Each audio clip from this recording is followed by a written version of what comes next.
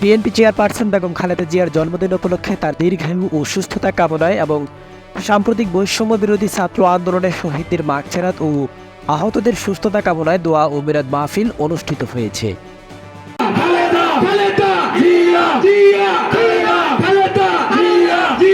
Paikarchar union BNP ও অঙ্গ সহযোগী সংগঠনের আয়োজনে গত 16 আগস্ট শুক্রবার পাইকারচর ইউনিয়নের পুরাঞ্চল সরকারি প্রাথমিক বিদ্যালয় মাঠ প্রাঙ্গণে অনুষ্ঠানটি অনুষ্ঠিত হয়।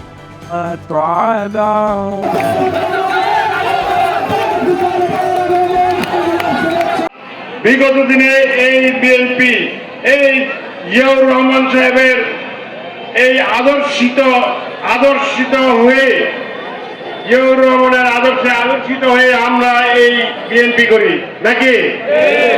এই জিয়াউর রহমানের পরে ওনার স্ত্রী বেগম খালেদা জিয়া সুন্দরভাবে 3 বার প্রধানমন্ত্রী হয়েছেন এবং আওয়ামী লীগ যারা করে তারাও দেশে থাকবে, আমরাও দেশে থাকবে। আওয়ামী লীগের বাইরে করে অনুরোধ উস্কানিমূলক কোনো কথা বলে আর বিশৃঙ্খলা সৃষ্টি করেন না।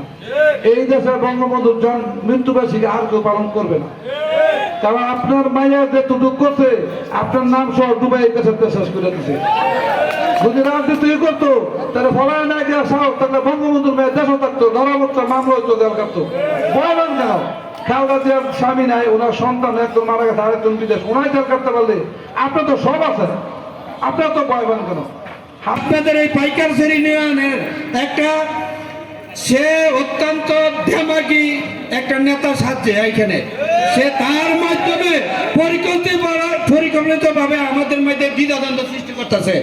আমরা বিএনপি একটা পরিবার, আমাদের দুষ্টুটি একজনের কিছু বেশি একজনের কম, এগুলি নিয়ে মিলজুল করে আমাদের দল চলতে হবে।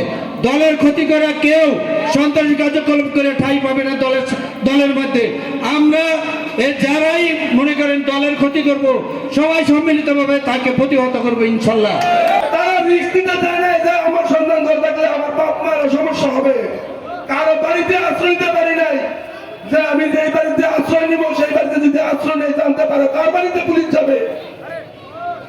সুতরাং এই আজকের এই সুদিনের এই স্বাধীন বাংলাদেশে যদি কোন লোক আওয়ামী লীগের দ্বারা হয়ে এই বিএনপিতে পুনর্নিবেশ করে, তবে তার পিঠের চামড়া এই জনগণ রাখবে না। তারা যা করেছে তাদের কর্মফল পাইতেছে এবং পাবে। আমরা এলাকায় বসবাস করব, এলাকায় বসবাস করাকালে কারোর সাথে দ্বিধাদ্বন্দ্বে জড়াবো না আমরা, কারণ এখন আমরা ক্ষমতায় আসি নাই, এখনো ক্ষমতা আসতে বহু সময়, অনেক রাজনৈতিক মেরুকরণ হবে, ওই মেরুকরণ ভেঙে তারপর আমরা ক্ষমতা আসতে পারলে তখন বলতে পারবো আমরা ক্ষমতা আসছি।